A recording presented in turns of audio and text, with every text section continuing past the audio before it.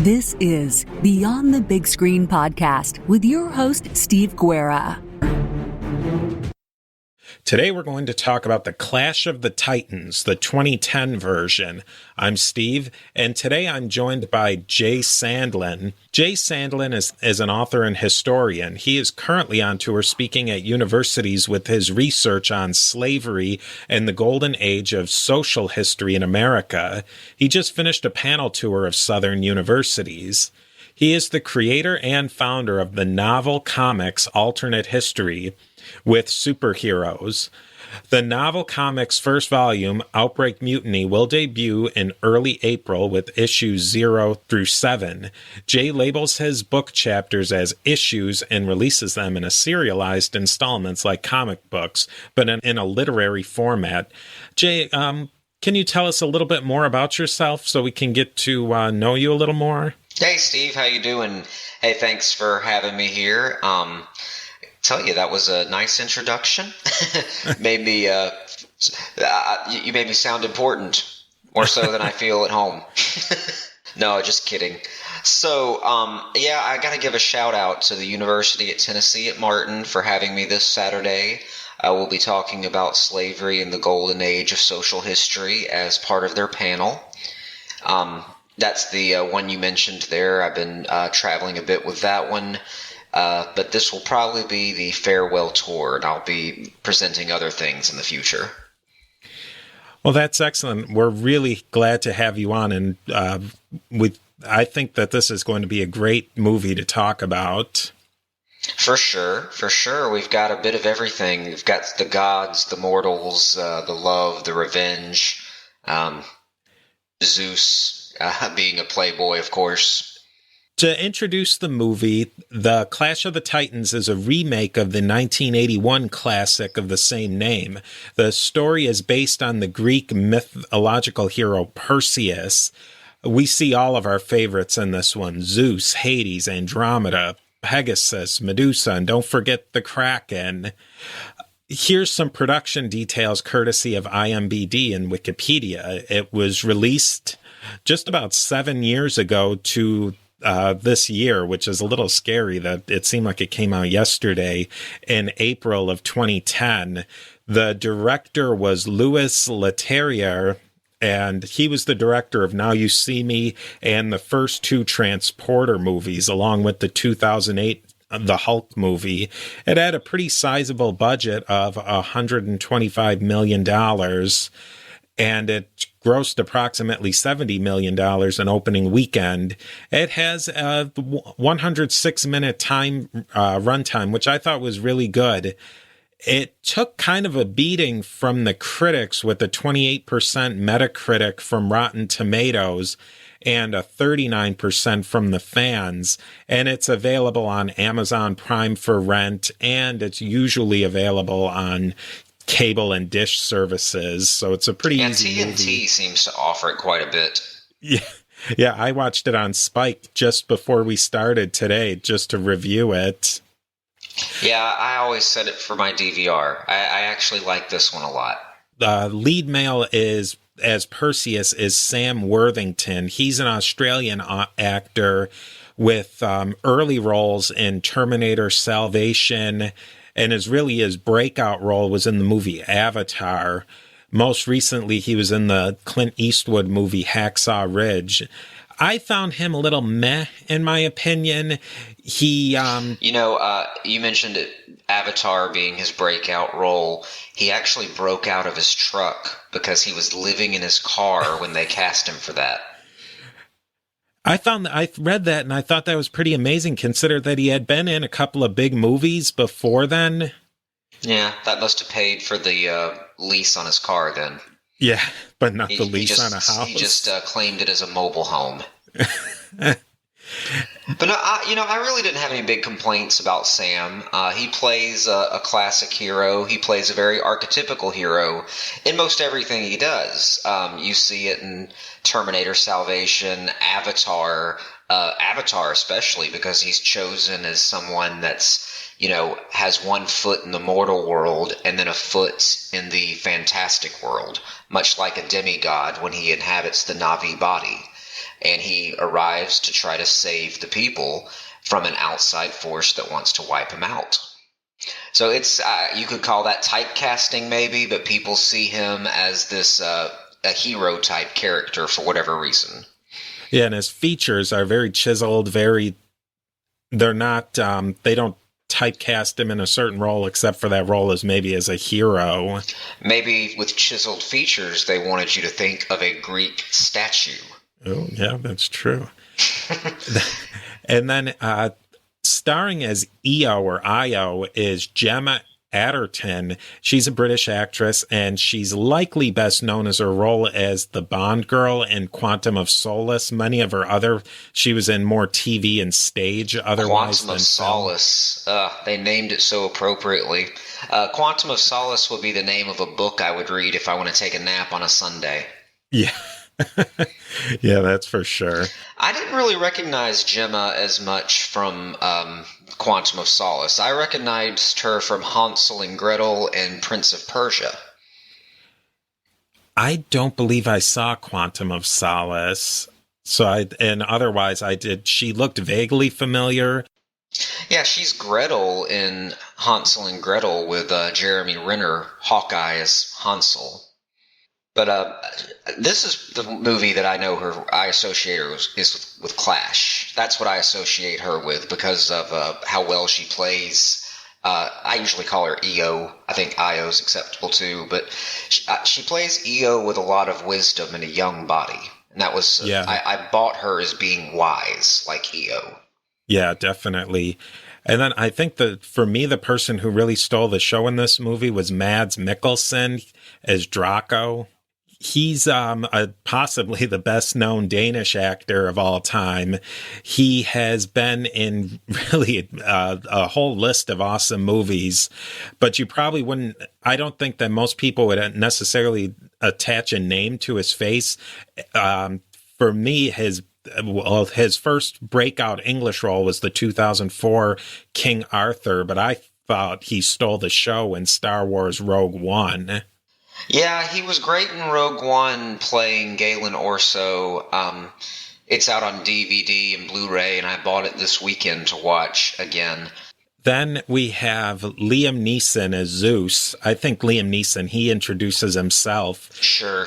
He's like the Zeus of the cinema. His credits are, we could be here for another 2 hours just listing his credits. He should be mentioned in Schindler's List because it also features his brother in the Clash of the Titans, Hades. Ralph Fiennes, who plays Hades, he's the god of the underworld, and he kind of gets that as the booby prize. We'll get into that a little bit more so as we move into the movie. He's an Irish-English actor of many, many movies as well. One of my particular favorites was the movie In Bruges, but you could probably list 5 of them that would be excellent movies. I thought he did a great job as a creepy Hades. He nailed Hades. Yeah, we'll talk about that. All right.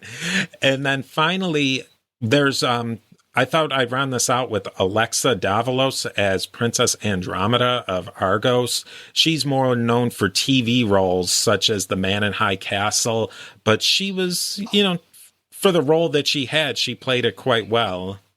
Well, I keep hearing people tell me that I need to watch Man in High Castle, just as a historian. But I'm also an author of alternate history, which you mentioned with the novel comics. I don't know if you saw it, but the cover dropped on Twitter and Facebook and all that today. Yeah, take a look at my profile. It's pinned to the top tweet. And mine is going to be involving, some German superheroes that took over America in my version of World War II. It happened differently in my timeline. So people keep telling me I should check out Man in High Castle because their World War II turned out differently as well, I believe. Oh, yeah, I'll weave that. Oh, actually, I just did look at your the cover on Facebook, and it is really cool. So you've got the 4 characters there. One of them's going to be relevant to our talk on Clash. Actually, 2 of them are. I have a character named Hades. Oh, excellent. So this really ties in well. However, in my timeline, unlike Clash of the Titans, and this might be a good segue here, in my timeline, the underworld is the Hawaiian Islands, and they've been turned into a prison colony, which is run by a warlord. He's a warlord of the Reich being my evil empire.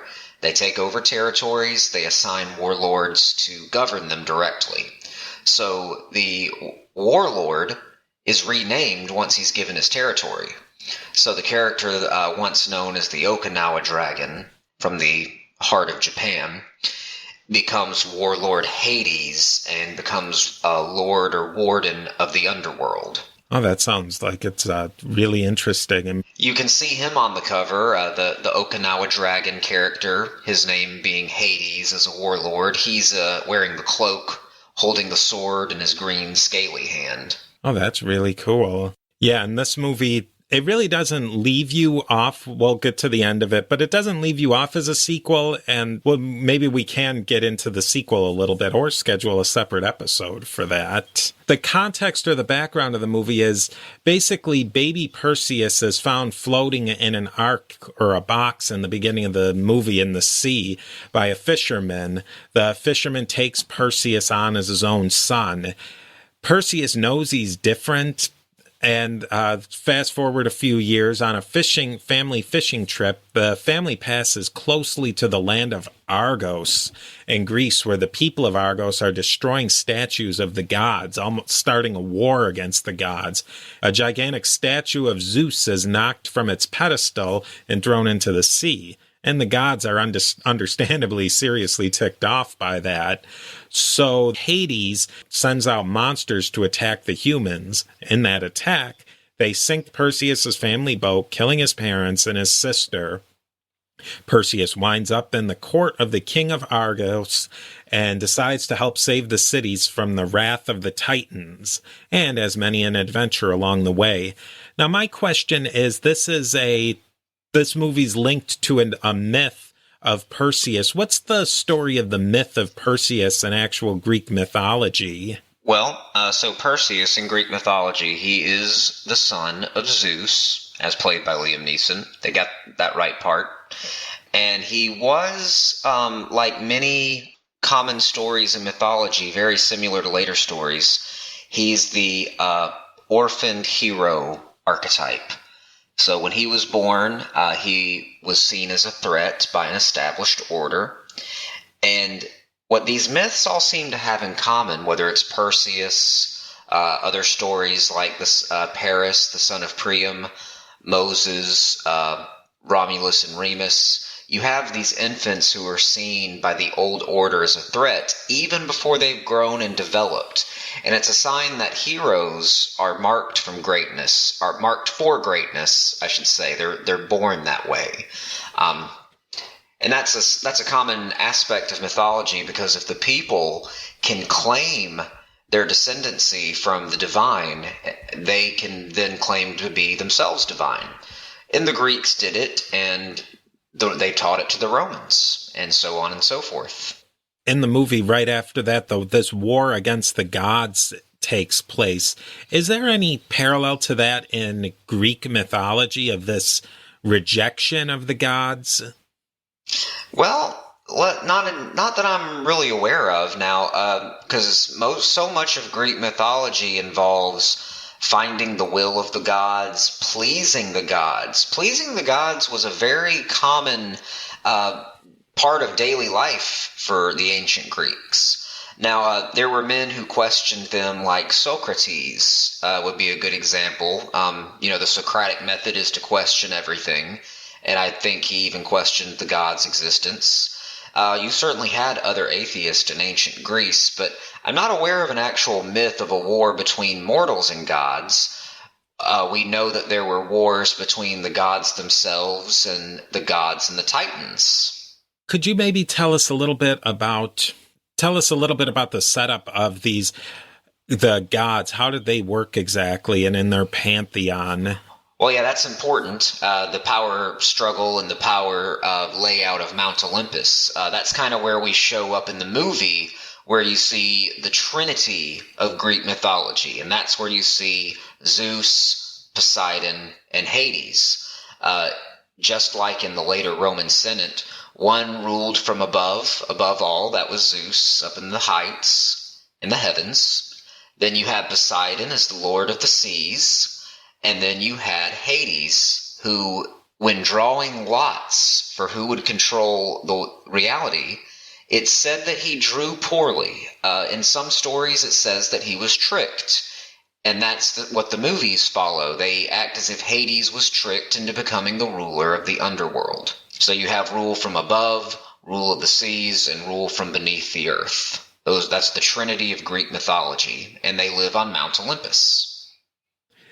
Yeah, Zeus was the youngest of them, and Hades had a little bit of a chip on his shoulder over that. Yeah, depending on if you... In the movie, he certainly did. In the Greek mythology, I don't detect a whole lot of hatred between the two siblings. Now, it says that Hades may have been tricked or chose poorly when he was given the underworld in Greek mythology. But I'd say the biggest misconception that people have about Greek religion, Greek stories, is the fact that Hades is not the Greek devil. All right, he's not the Greek god of death. That's somebody named Thanatos. Hades is actually a warden. He establishes the punishments and he makes it fit the crime for each individual. And that's why in this way I kind of thought that the Greek afterlife may be one of the worst possible in mythologies, because it's custom tailored for every sinner. It's not one, basic, huge lake of fire for everybody. You might be more afraid of ice. So if Hades is your warden, you're going with your worst fear. That's interesting because in my other podcast, the History of the Papacy podcast, from my research of Roman afterlife, that the Roman afterlife was a pretty drab affair, that when you went, almost everyone went to the underworld and you pretty much just hung out there in eternity. Is that an accurate portrayal of? Could be accurate depending on which part of the underworld you're talking about. That sounds a lot like the description of Tartarus, which was hell in Greek religion and earlier religions, thousands of years before the Christian version of hell. They had Tartarus.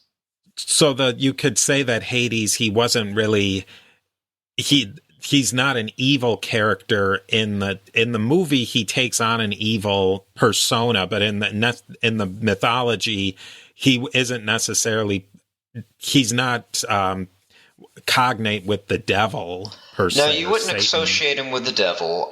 He is known for some questionable things in certain myths, but there's not anything worse than, what his brother Zeus has done throughout the stories.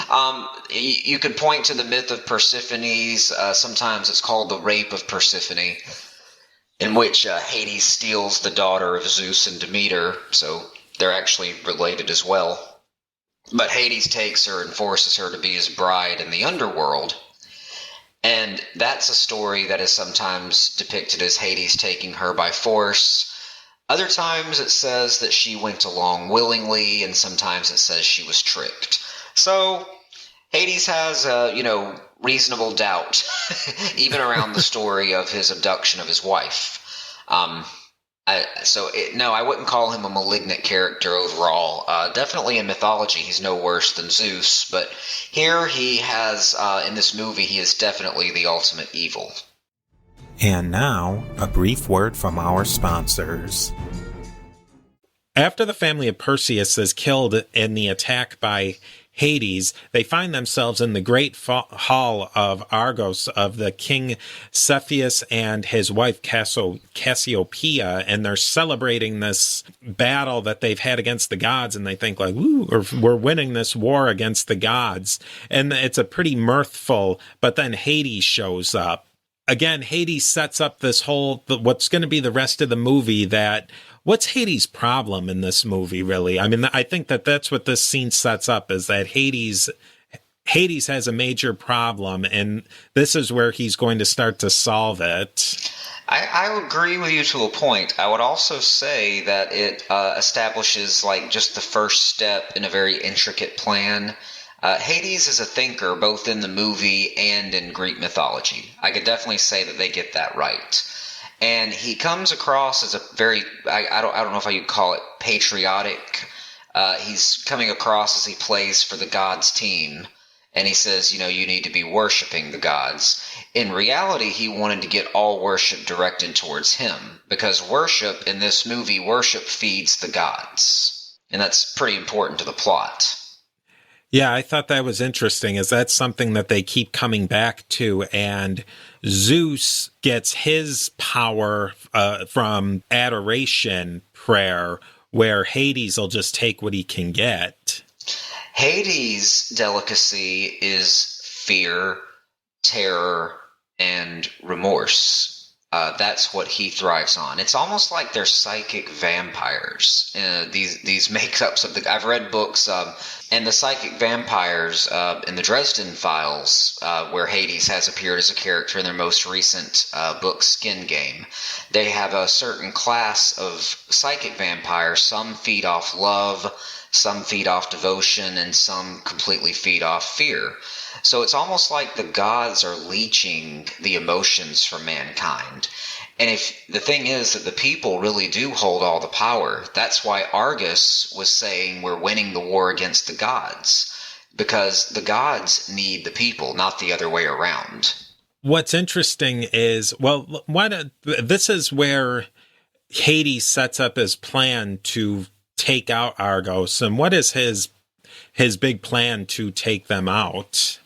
Well, he wants to ultimately wipe them out, if I'm not mistaken, as a show of the gods' power, to make the people believe, we're still here. And it just so happens he conveniently has the means to do that. All Zeus has to do is give the word. And he says that he's going to release the Kraken, and that's the famous from... That was the tagline.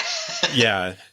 And that was the famous thing from the 1981 movie. I think this is as good of a time as any. What is the historical background of the Kraken? Well, it's not found in ancient Greece.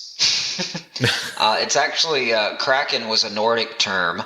But the context is fine, because it basically just means a sea serpent. And having the Kraken live in the sea is kind of confusing to me, because the sea is not remotely Hades' domain. But in the film, Hades makes it very clear that the Kraken is his child.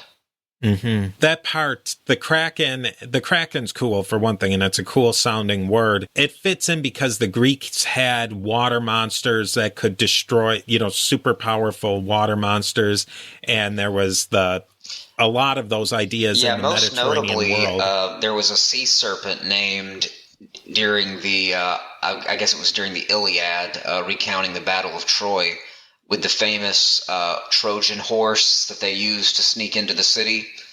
One of the Trojans said, we really shouldn't bring in this very suspicious horse into our city. I just really feel like that's a bad idea, guys. And all of a sudden a sea serpent leapt up from the sea and killed him. And it was said later that Poseidon had sent the sea serpent because he had his own stake in Greece winning the Trojan War.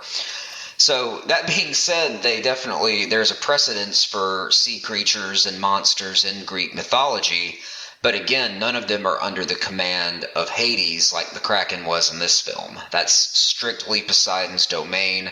He probably needs to get him for copyright infringement. That was one thing I was wondering if you could maybe speculate on why Poseidon got cut out. He did, didn't he? It was just I think it was because they wanted to depict the Western-based idea of mano a mano. And by that I mean monotheism. Because we think about God versus the devil in our religious terms. Being monotheist in the Western world, we think about one single all-powerful God, and in Greek mythology, he is personified by Zeus. God is even, sometimes the Christian God, or Elohim, Yahweh, whichever name he goes by, he's even drawn as Zeus. So I think that's basically the westernization of the film. They didn't want to dwell on the polytheism any more than giving us, colorful background characters maybe. But in reality, Poseidon, power-wise is right up there with Zeus as well. Yeah, I think I definitely agree with you that especially for a portrayal in a movie, you need the good and you need the protagonist and the antagonist. And if you muddy that up, it gets, the whole story gets lost. And some of us, I would say that there's a movement in fantasy now, and it's spearheaded by Game of Thrones, that we don't want the simplistic fantasy of the good meeting to fight the bad, where the lines are so clearly drawn between black and white. We like to see our fantasy in shades of gray. And Greek mythology gave us that. You have Greek heroes and you're told in many stories who the hero is. But in some stories, you have no idea who to root for because both sides seem equally terrible. Yeah, and that comes across to some degree that Zeus is not a nice guy. Well, let's start with that. Now, we might need to backtrack just a little bit, but Zeus is vindictive, hedonistic, and vengeful, and even petty to an extent. Zeus bedded Perseus's mother in the guise of his father, the king, in the movie. And Zeus even pauses. There's one scene, if you remember what I'm talking about, where he turns around in the disguise as the king to see the king, the actual king, and he just slowly turns back to himself. So he's basically saying, I want you to know that I did this. And he gives him that smirk. Yeah, the whole smirk. Yeah, it's kind of like the opposite of his role in Taken. But in any event, so he goes on, that child becomes Perseus from the result of that night, and he's thrown, I think you wanted to talk a bit about baby Perseus in the Ark, right?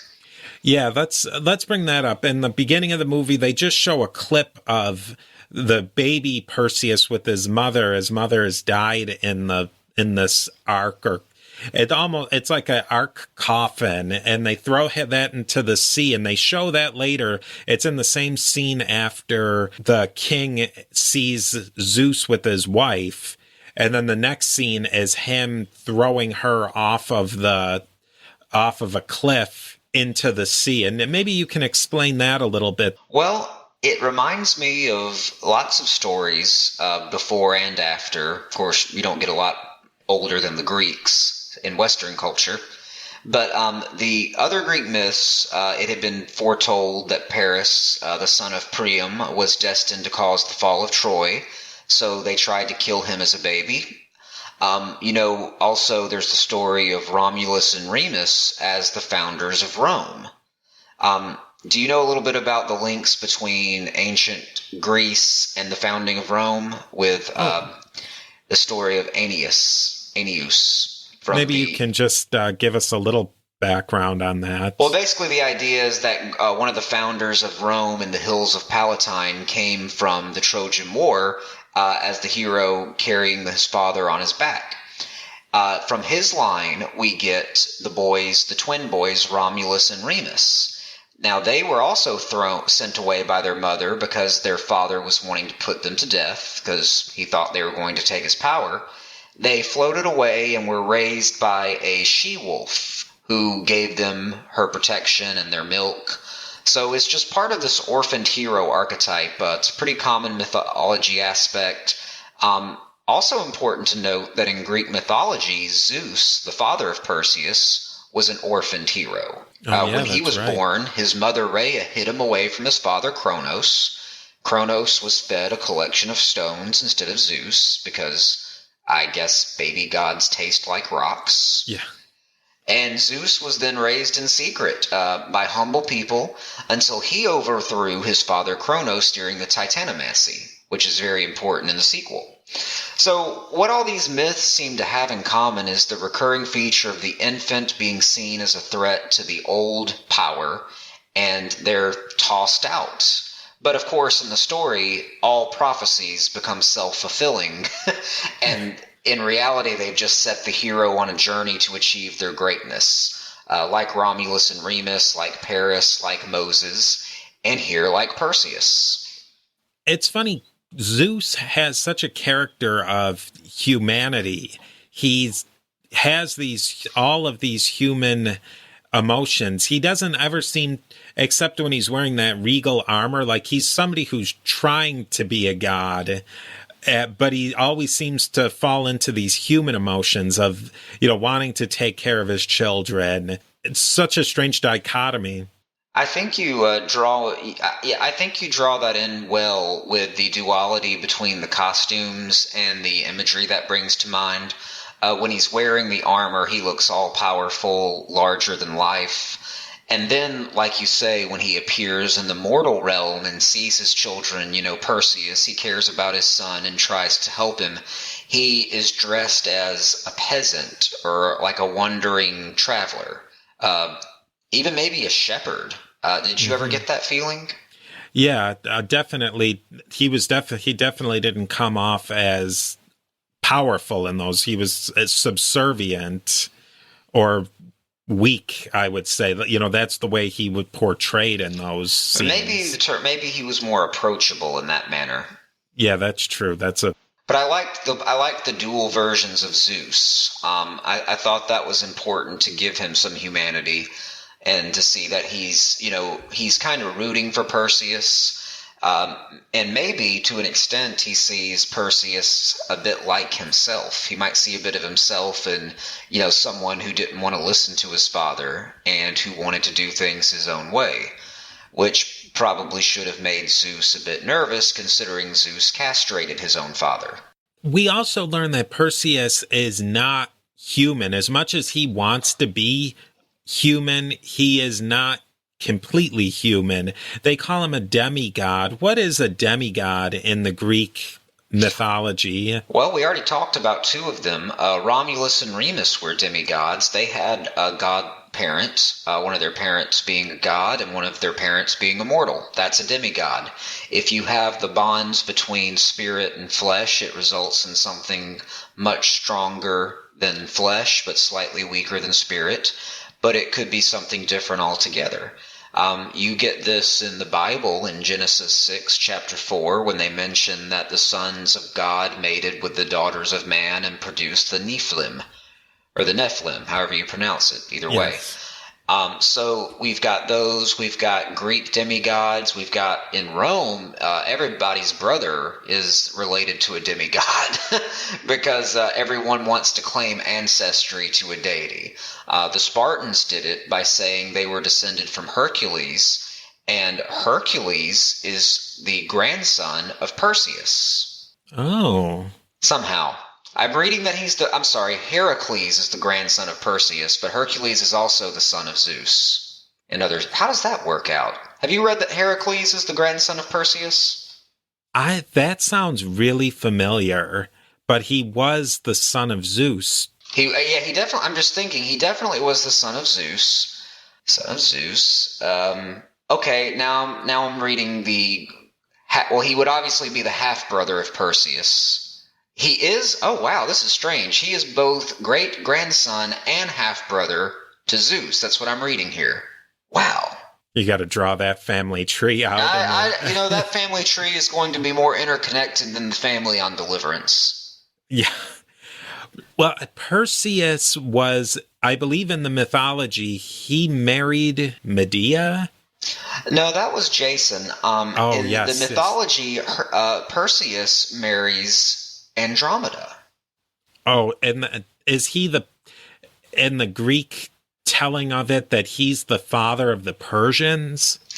No, I believe, not that I'm aware of at least. I haven't looked into that. I'm not 100% off on that one. Because Persia is a little further east than this area of the Mediterranean. But let's look that up and get back to me on that. I'd like to know. Yeah, maybe we'll put that in as a footnote. Tweet me at @JSandlinWriter. There's my plug for it. Perseus has a very strong personality, especially he's very strongly tied to the anti-God cause. Well, naturally. Was that before or after he blamed his parents' death on the gods? That was... I don't think he loved the gods before then, but he definitely after his parents, after he blamed the gods on the death of his parents, which I kind of thought, aren't the gods ultimately responsible for the death of everyone? When you put it that way, but that gets into the question of evil, and that's a better question for the philosophers of Stoicism and the other Greeks. We're just the movie fans. Yes.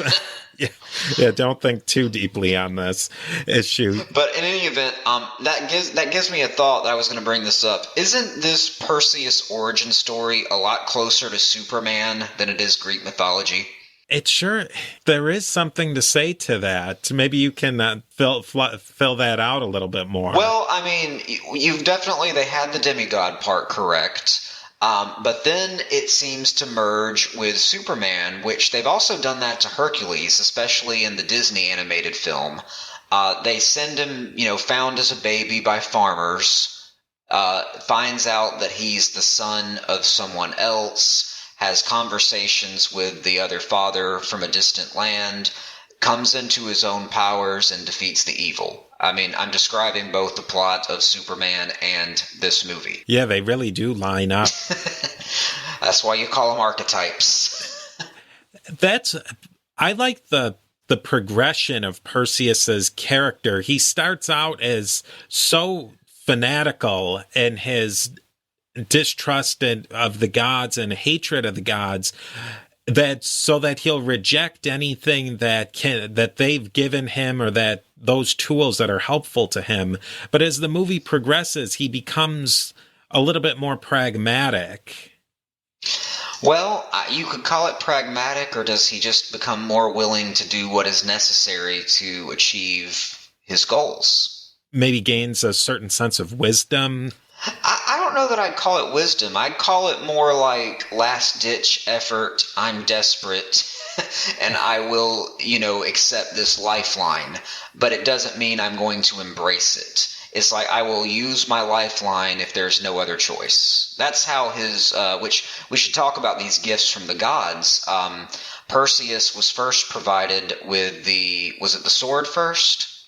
Yes. So the sword comes down, it's from Zeus, so that's from Dad. Most kids get a car when they, meet their dad for the first time as an adult. But he's going to get this lightning bolt sword, which I thought was really cool, by the way. I've collected swords in the past. Now I collect lightsaber hilts because they're cheaper and they don't hurt when the display falls.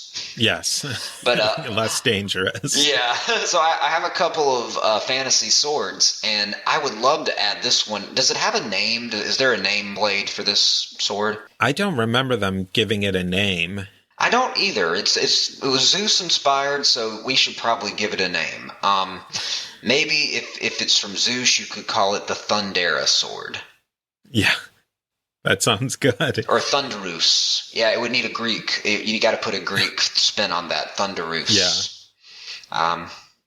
Yes. So the sword comes down, and I think they borrowed from Star Wars a little bit, because you carry the sword around like a handle, and then you kind of ignite the lightning, and then the blade appears.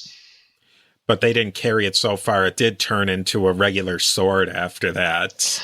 Right. But then you could carry it like just as the hilt, much like a Jedi's extinguished lightsaber. I caught that. And then he got the gift of Perseus. Perseus, I should say, got the gift of Pegasus. The famous flying horse. Well, he is introduced many movies. And I was surprised to see that the Pegasus was not white.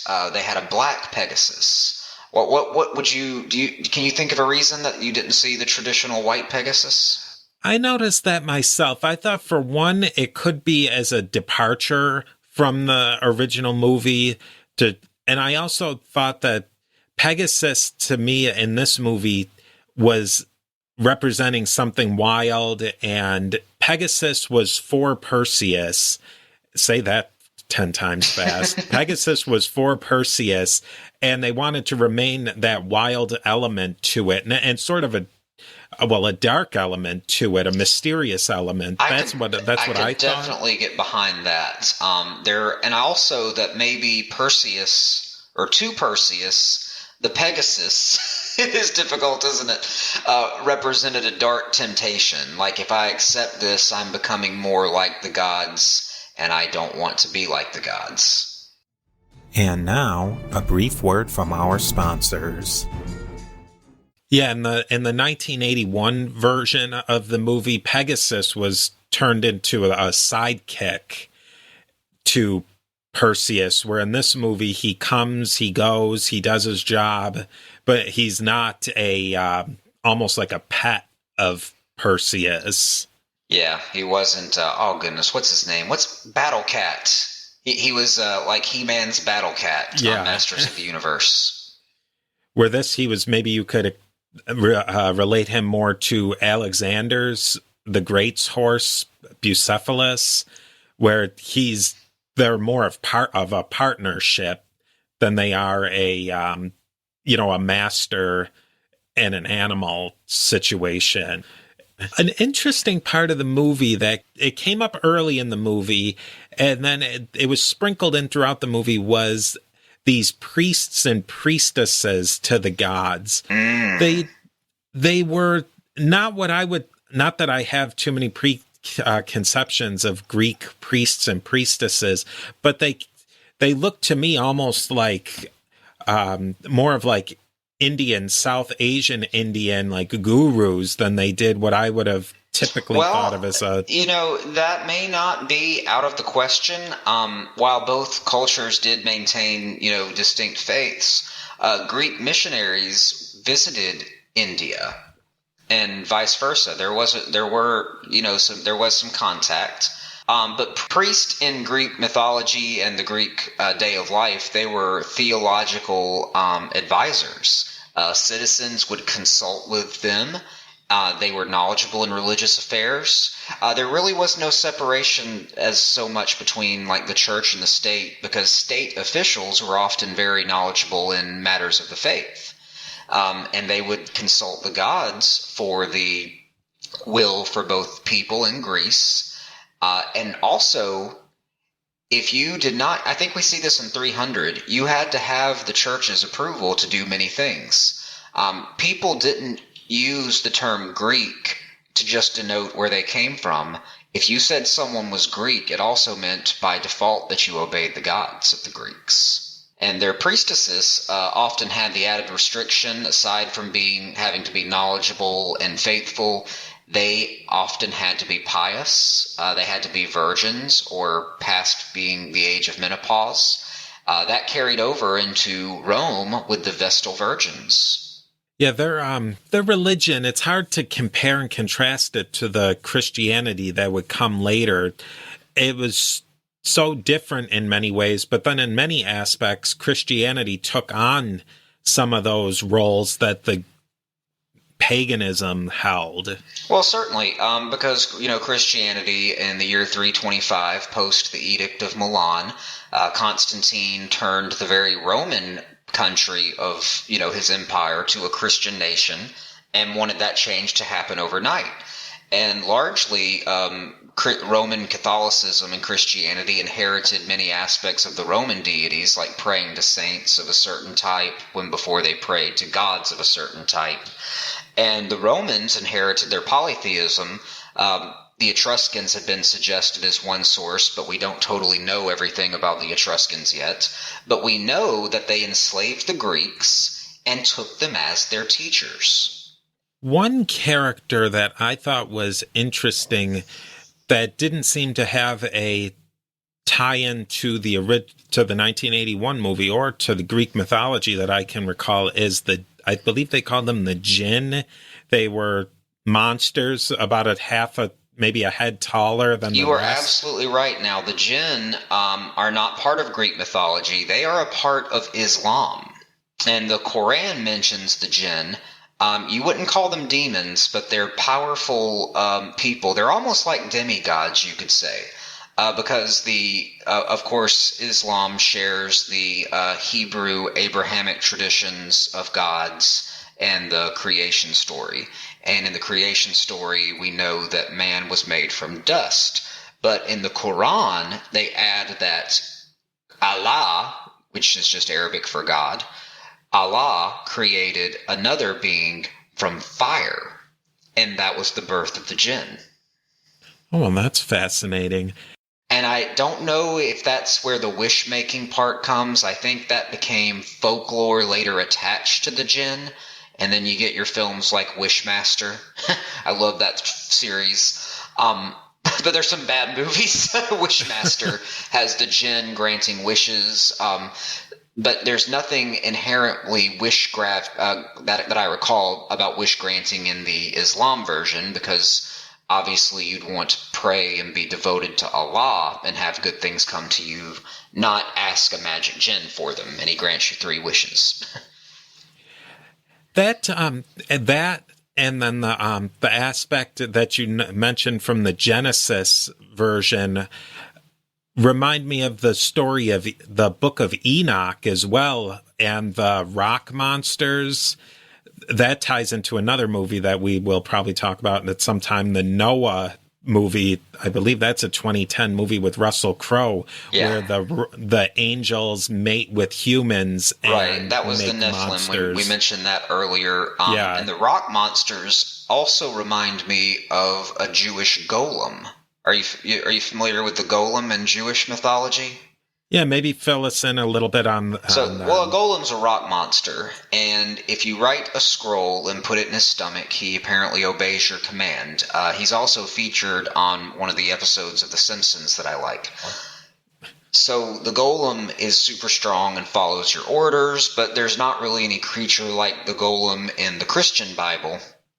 And I think they might have mixed the golem with the Nephilim in the Noah movie, because the Nephilim are only recorded in, this single verse.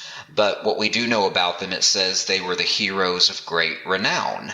And in that area of the Mediterranean, where these stories are all being written, sometimes before, after, or concurrently, you get shared aspects. The flood in Genesis appeared in much earlier stories in the Epic of Gilgamesh, for instance.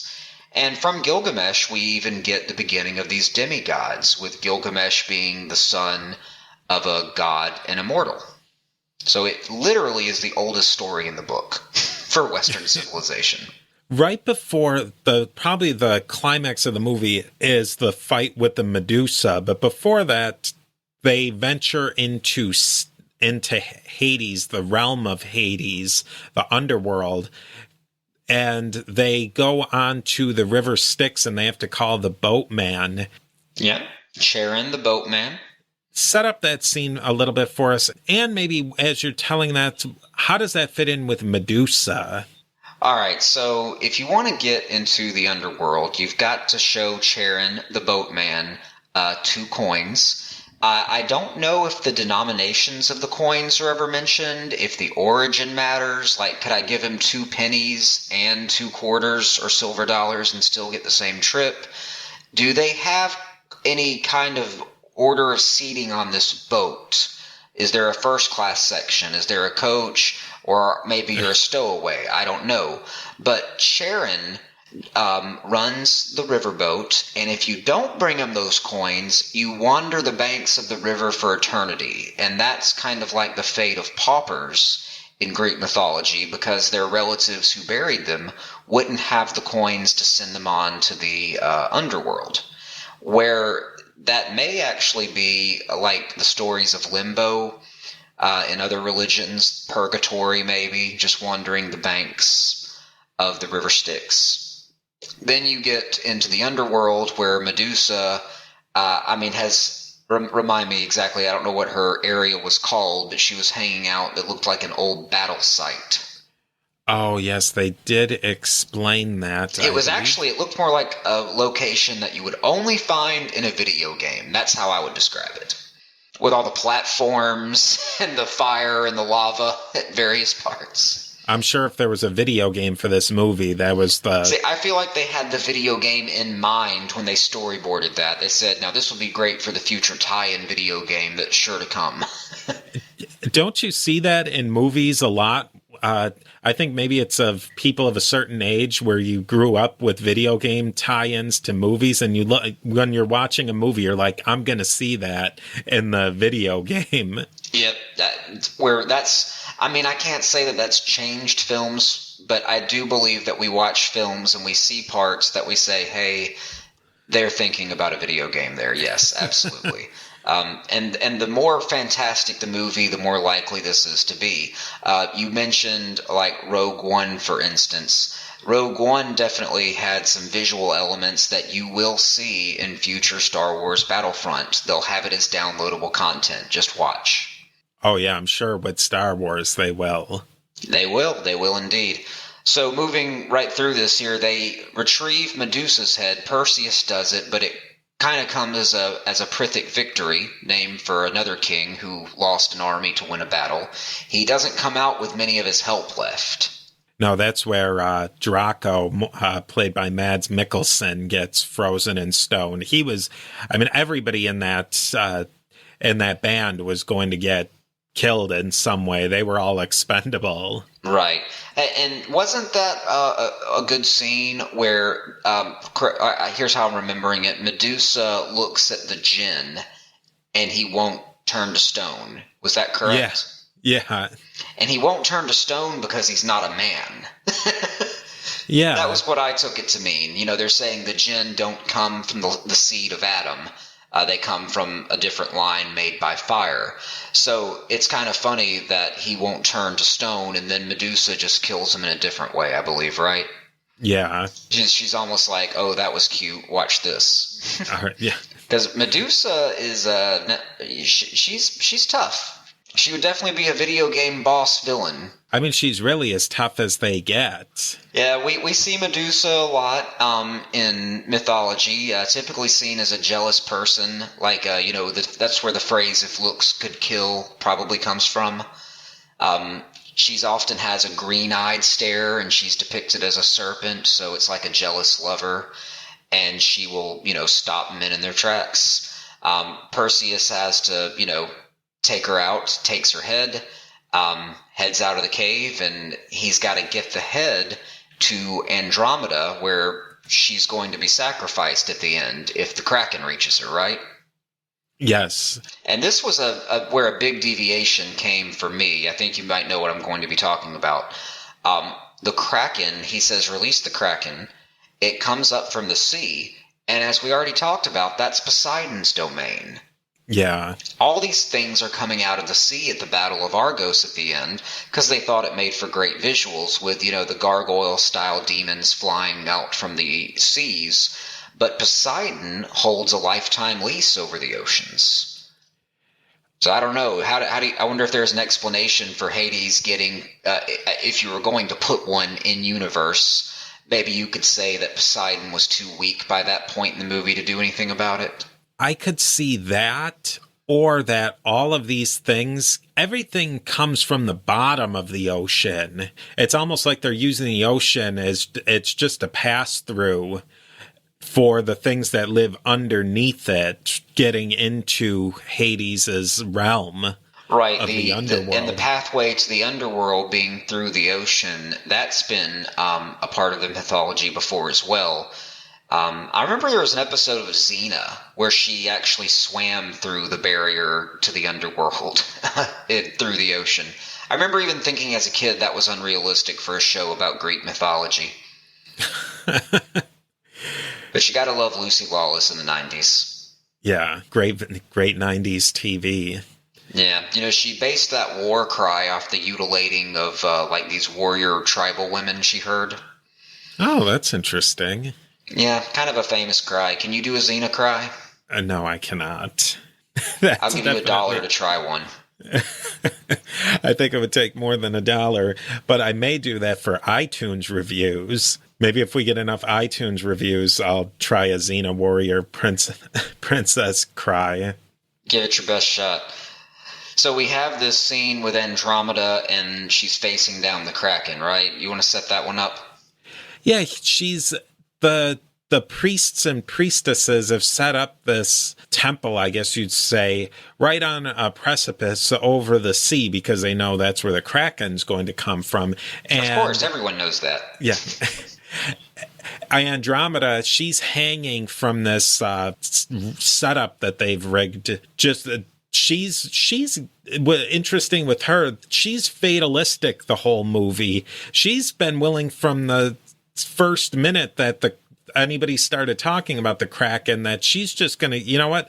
I'll give myself up for Argos and so that these people can live, which I thought that was a really interesting part of the movie that they put in, that she's not necessarily fighting against this to save her own life. Right. Well, she's the sacrificial scapegoat, and that was why the rigging that they had her tied to at the end, she looked a bit like, you could say it was kind of spread, her arms were kind of spread like a Christ figure, like the stigmata.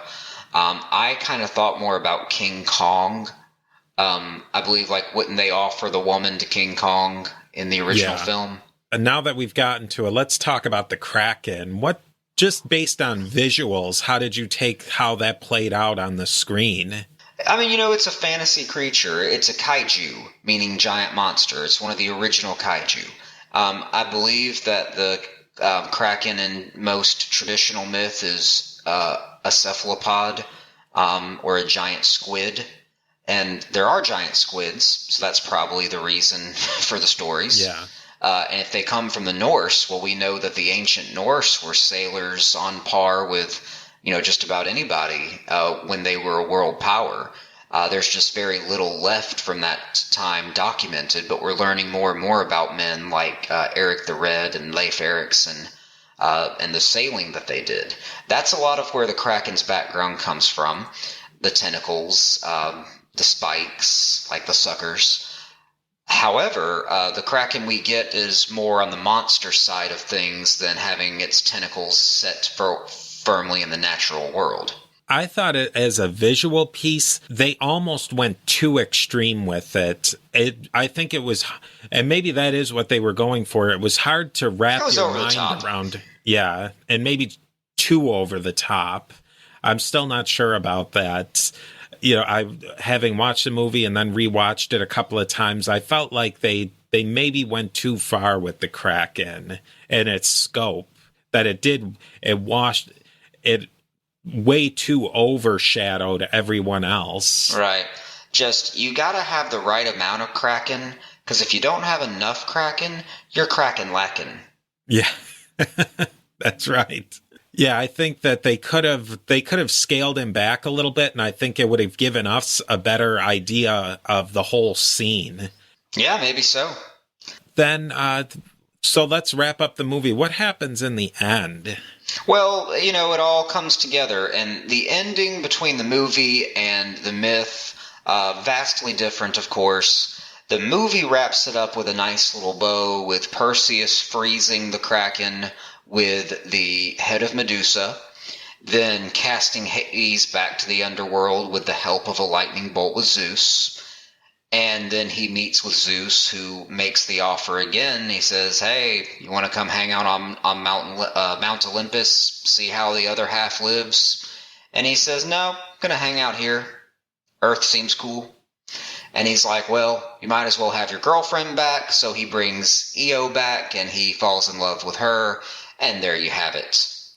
Not so much in Greek mythology. Now, in Greek mythology, he gets the head of Medusa, and he makes a few stops along the way. I didn't feel like a sense from the Greek myth Perseus that he had a big urgency to help Andromeda. It was just kind of something he did on the way home, like picking up a carton of eggs. Yeah.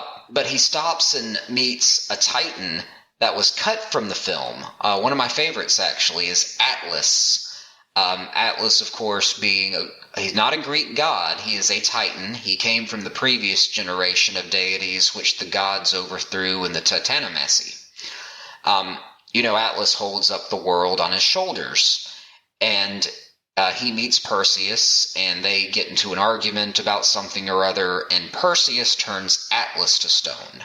So that they skip over that in the movie. Atlas is kind of like the Kraken a bit. Then he stops and saves Andromeda on the way in Greek mythology. He stops, I believe it just calls it a sea monster, which krakens are sea monsters, but I assume not all sea monsters are kraken. So I don't. that's another question for the, I guess, paranormal zoologist out there. Xenozoologist, I think you call yourselves. And then he goes on to marry Andromeda, and just for the fun of it, he goes to a discus competition where he throws a disc way too hard and kills his father, thus fulfilling the prophecy, his earthly father, thus fulfilling the prophecy in the beginning that he would be the death of this king. That would have actually been an interesting follow-up to the movie. What, you mean like the flying up would be like Perseus and the destructive discus? Yeah. It's so they really tied this movie up in a nice, neat bow. What did they leave open for a sequel? Well, I've been touching on it quite a bit with stories about the Titanomachy, which was the war between the Greeks' gods and the Greek Titans. The Titans giving birth to the gods, and Zeus, who much like Perseus, you could almost interchange the stories. Zeus rose up to fight his father Kronos and ended up castrating him and tossing him in the underworld. Happy Father's Day. Yeah. So that background becomes the setting, I guess, or the big. It's almost like a sequel. It's a sequel to the Titanomachy and Wrath of the Titans. Is Perseus featured in that movie? The sequel, absolutely. And you get into more of Zeus's family drama with the other son of Zeus, another son of Zeus, Ares. Ares being god of war, or Mars as he's known by his Roman name. Much like Hades in the first movies, Ares draws his strength from war and the prayers of soldiers. And Perseus has a hard time getting away from his brother, who's much more powerful than him, being a full god, because soldiers are constantly praying to Ares for help in battle. So the prayer's like a tracking spell for the gods. In the end, what do you think? What are your final takeaways from this movie? And would you recommend the movie? I highly recommend the movie. Let me see. So the story combines a few things from the myth for dramatic effect. Atlas plays a role in the myth, but not in the movie. Atlas, of course, is one of my characters in Outbreak Mutiny that we've mentioned. And he mentions that as part of his background. He says that his mother named him for a Greek titan, and it was appropriate. And I felt like that part, okay, so she says in the Greek mythology that Perseus, frees Andromeda, he marries her, and then he sets off to kill some more people. He competes in the discus contest where he accidentally killed his grandfather. And that reminded me a lot like the Simon Birch film when Simon's foul ball smacked the mother in the head at the Little League game. You know what I'm talking about? Yeah. But yeah, the film, I would highly recommend it, and I would highly recommend just reading any book about Greek mythology. There's plenty of free ones on Kindle that you can look up anytime, and you can read the versions that inspired these myths and then these movies. And then you wondered, why do people keep telling the same stories generation after generation? Why do we keep coming back to this orphaned hero who fights evil but stays true to who he is, and then at the end of the day takes the girl and saves everyone else? I think that's a great reason to watch movies like this. It's a way to connect back. It's an avenue to reread the myths and to get yourself back into thinking of those, because those are the archetypes that really so many things that we do read and consume today are based upon. Yeah, that's exactly right. There's only a few stories out there. Just like in comic books, there's only about 5 ways you get superpowers. You've got magic, science, natural, mutant. They're all just variations of kind of the same stories. So speaking of superpowers and my book, Outbreak Mutiny, will be available early April in hardback, paperback, ebook formats. And Steve, it's going to be a free download for the first 30 days it's out. Excellent. And we can learn more about you at thenovelcomics.com. Yep, check me out at thenovelcomics.com. You can also find me on Twitter at jsandlinwriter. I've got the book cover pinned to my profile right now, so take a look at it, share it, tell me what you think, and be sure to follow me at jsandlinwriter. Thank you for listening to Beyond the Big Screen podcast. I've been your host, Steve. Of course, a big thanks goes out to Jay Sandlin today as well. Links to learn more about Jay Sandlin and all his great works can be found on Twitter by going to @JSandlinAuthor or his website, which is all found in the show notes. If you'd like to learn more about Beyond the Big Screen, see show notes, and connect to social media, go over to a2zhistorypage.com. I would love to hear from you. We can talk movies, and I would definitely like to hear your ideas for shows. Please share ideas for movies to cover, guests, or show topics. Email me at steve@a2zhistorypage.com. If you like what you hear, I would really appreciate you leaving the show a rating and review on iTunes. Ratings and reviews really help a great deal to let me know what you are thinking about the show and how to make the show better. We'll see you next time beyond the big screen.